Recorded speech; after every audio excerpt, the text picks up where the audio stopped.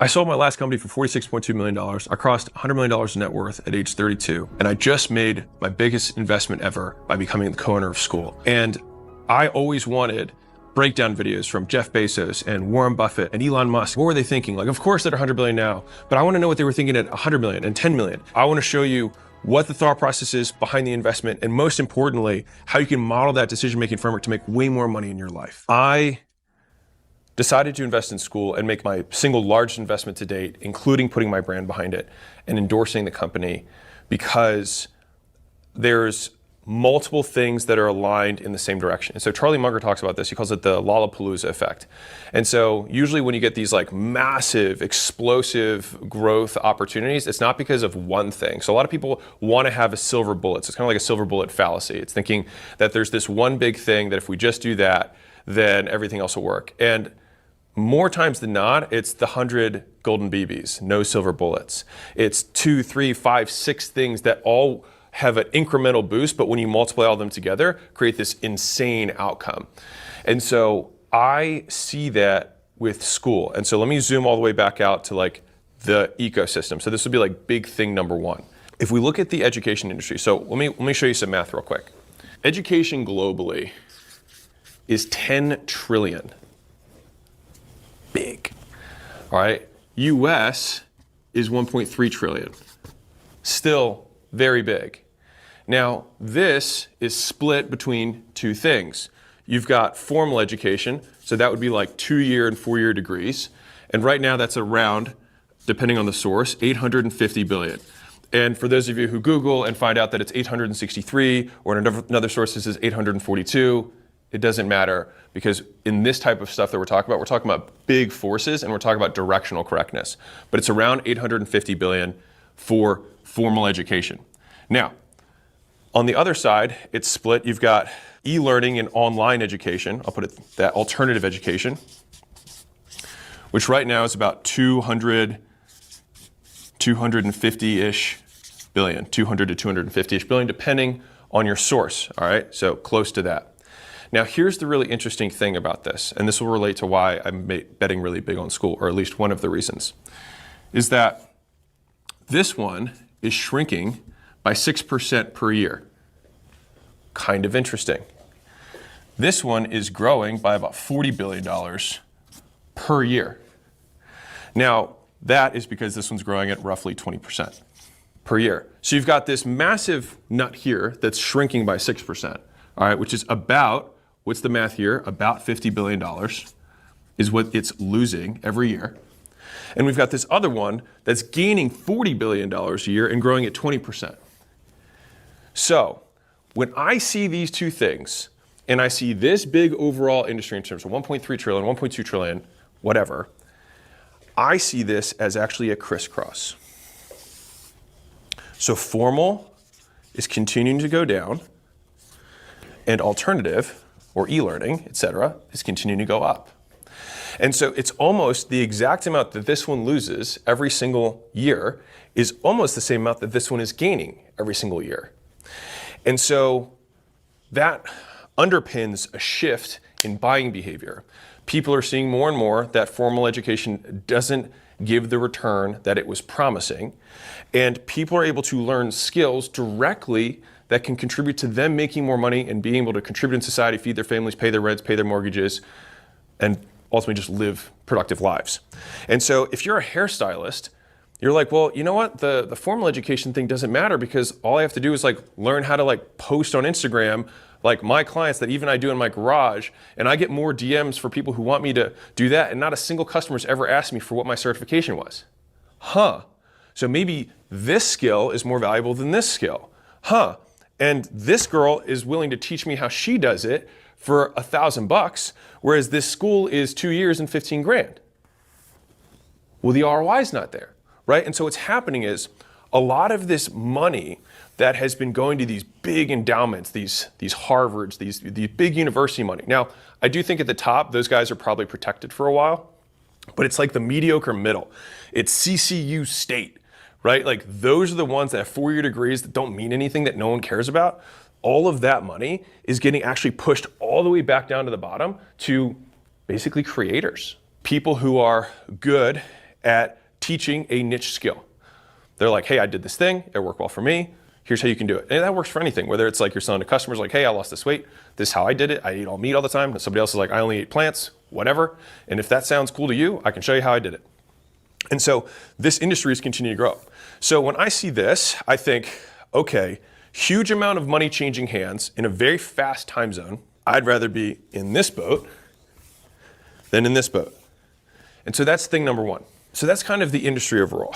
Now, if you look at me personally, like how do I intersect with this? Well, the first two companies that I sold, so Gym Launch and Prestige Labs, well, I'd sold companies before that, but they were just low seven-figure numbers, not bigger numbers. Those companies service creators.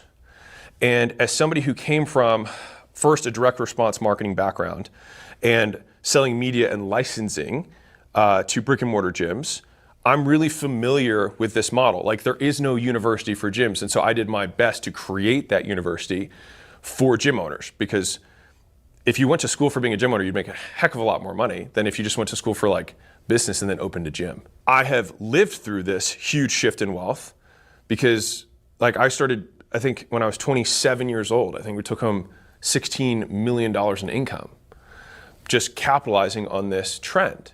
And so I know that that money is out there and people are starving for information that they can actually use to feed themselves. And so I have the big trend data that I can see on the charts and the big fancy finance people, but I also have my personal anecdote of having experienced that huge amount of wealth coming towards me. So that's thing number two. Thing number three is, where do I fit in with this ecosystem? And so my audience, for the most part, is split between business owners and people who'd like to start a business. My whole mission with making the content that we do has been to make real business accessible for everyone. And so early on for me, I didn't have a lot of mentors and help. And so I just looked everywhere I could to learn this stuff. And I learned a lot of it the hard way. One of the reasons that I put this stuff out there is that also some of the sources that exist out there are just honestly false. Like they are teaching things they have not done. They're regurgitating content from other people and getting key points wrong because they don't know why it's right to begin with, and just basically leading people astray. And I actually don't think it's malicious. I think they just want the views, they want the likes, they want the ad revenue, whatever. And like, I don't blame, whatever. I would like to at least put stuff out there that I know, like I have done this and I have done it many times. And so if you follow this process, whether you're a good person or a bad person, it will probably work for you. And so my audience knows that my whole goal has been to make real business accessible for everyone. And so if we're thinking, okay, Alex, you could have promoted, I don't know, pick something, drop shipping. Like there's a lot of different things I could have done, but why Skool particularly? Well, because the mission of Skool aligns with my personal mission, which is to make real business successful for everyone. They want to, like Skool wants, myself included now, I'm a co-owner, want to make business fun and easy for everyone. And so I spent 6 months talking to the founder about like, what do you really want this to become? And he has a huge, massive vision, and his vision aligns with my vision of how big I think this space really is. If you think about all the different industries that exist, most of them have been disrupted by technology in some way. You've got like Airbnb. So hotels got attacked by Airbnb. Taxis got attacked by Uber. These are the famous examples, right? But there isn't, if you think about it, no one's disrupted education. No, like there's no one place that everyone goes to learn stuff. It's still completely fragmented. And as somebody who's been in that space and understands that space very well and sees the trends, I believe that there will be someone who will take it. And my bet is that Skool will be that company. Now, why Skool versus the zillions? So this is like, I guess, point 4, which comes down to why this particular company, this particular product. And hopefully even going through this, the thought process, you can still relate to any major decision that you have to make in your life. And so why Skool particularly? One of my big litmus tests for something, a product that I'm going to promote, is that I want it to grow on its own. Meaning, if the only way that a company grows is that it advertises, and when it stops advertising, it goes down, I don't like that. I like to have passive growth. And so let's go over here and I'll walk you through it. So there's something that I call the golden ratio in business. You have the percentage of customers who refer customers and the percentage of customers who exit. So these people exit, these people refer, And if the percentage of people who leave every month, so this is 0.1, so 10%. All right, I'll put it as percentages rather than decimals. There you go. Hopefully, bear with me. If 10% of my customers refer me a new customer every month, and 10% leave every month, then my business will stay the same. Now, if 20% of my customers refer me a customer every month, and the same 10% exit, my business, over whatever this interval of time is, will 2x, 2 over 1. And that means that no matter how big I get, the business will consistently double every one of those time intervals. And so I look very carefully at what percentage of customers decide to bring other customers to the business and what percentage are leaving or choosing not to buy again. And this works whether you're selling physical products, it works whether you're selling software, it works whether you're selling services, it works the same way. And so this golden ratio of percentage of referrals over percentage of people who leave or churn is what tells you the passive growth rate of a business. Now, the vast majority of businesses, they've got, let's call it, 2% of people are referring, and they've got, 10% of people that are leaving. And so they have to fill this bucket up with ads or marketing or outreach or whatever it is that they have to do to fill up the top side so that they just don't lose everyone over time. And that's because they don't understand how to build a good product. Now, once you have a company that does this and does have more people who refer than leave every month, that is when this is a flame. That's when you pour gas on this thing and you say, okay, now I want to tell the world about it so that that number of doubles, it just goes ... and then it doubles off the chart. And then you add even more and then doubles again off the chart because you're just increasing the N as fast as you can so that the doubling happens on a bigger amount of customers. And so if all this Skool stuff sounded interesting to you, I do have an easy offer for you. You can go to skool.com/games. And what we have inside for you is we have 3 calls a week with guys who are actually making tens of hundreds of thousands of dollars a month on Skool using the platform, teaching you exactly what they did step by step. So we've got calls for you of other people. We've got a community of others to help you out. And I think the benefit here is that you get people who are both starting with you at 0, but people who are also at the end of the race cheering you on. And so you kind of have like 3 types of accountability.